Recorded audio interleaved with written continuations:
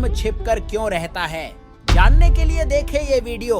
काल के 21 ब्रह्मांडों का अंतिम छोर है, वहां पर इसने एक और गुप्त स्थान बना रखा। काल भगवान ने एक महाब्रह्मांड के इक्विवेलेंट, और उसमें भी नकली सतलोक, अलखलोक, अगमलोक की रचना, अकैलोक की रचनाएं कर रखी है।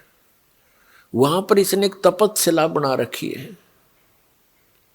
उस तपतशिला के ऊपर 1 लाख मानव शरीरधारी प्राणियों को, यानी उनके सूक्ष्म शरीर को, स्थूल शरीर तो यही रह जाता है। जैसे आपने देखा होगा बादाम के ऊपर एक छिलका होता है, वो छिलका खाने का नहीं होता, उसके अंदर गिरी है खाने की।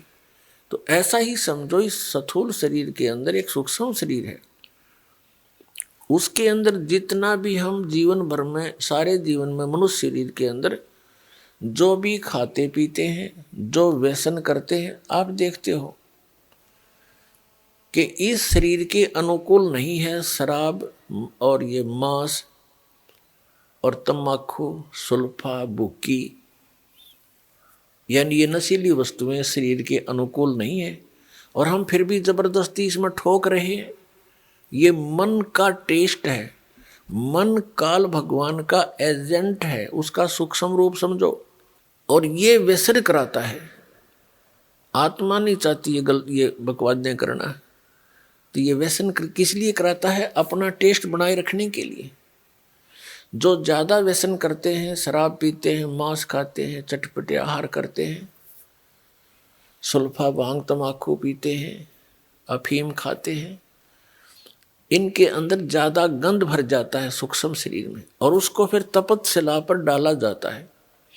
तपतशिला एक बहुत बड़ी पत्थर की टुकड़ी है, तवे टाइप की, तवा होता है जैसे, बड़ी तई देखी होंगी आपने हलवाइयों के पास, ऐसी कढ़ाई टाइप सी। तो उसमें 1 लाख मानव शरीरधारी प्राणियों के सूक्ष्म शरीर को डाल दिया जाता है, और वो स्वतः प्रज्वलित रहती है, इतनी हीट रहती है उसके अंदर। उसके ऊपर गिरते ही सभी प्राणी जैसे खील भूनते हैं चावलों की, ऐसे चटक मटक करते हैं, चटक पटक के, और वहीं गिरते रहते हैं, बाहर जा नहीं सकते। वहाँ कुछ ऐसा अट्रैक्शन बना रखा है उसने। वो मरते नहीं प्राणी, पर हाहाकार मच जाती है,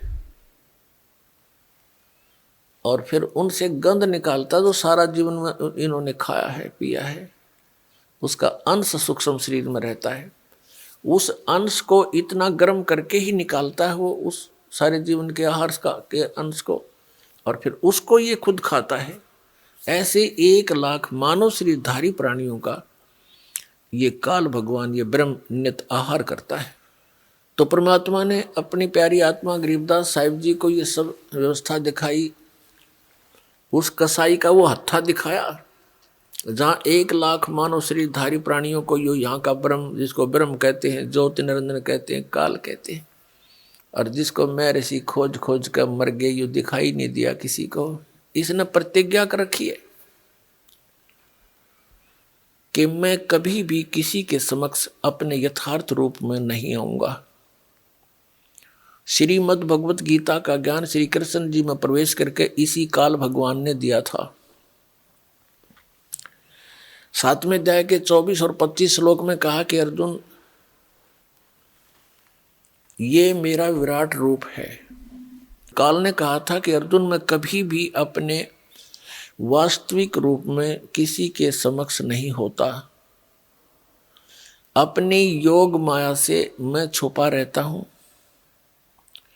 और ये मूर्ख जन समुदाय जो सामने खड़े हैं, ये मुझे अव्यक्तम माम व्यक्तिम आपनम मनन्ते अबुधा, ये बेबुद्धि के, मंदबुद्धि के लोग मुझ अव्यक्त को, अव्यक्त माने मैं गुप्त रहने वाला हूं,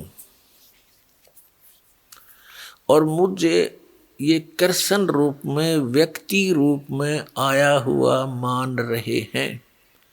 आई एम नॉट कृष्ण, मैं कृष्ण नहीं हूं।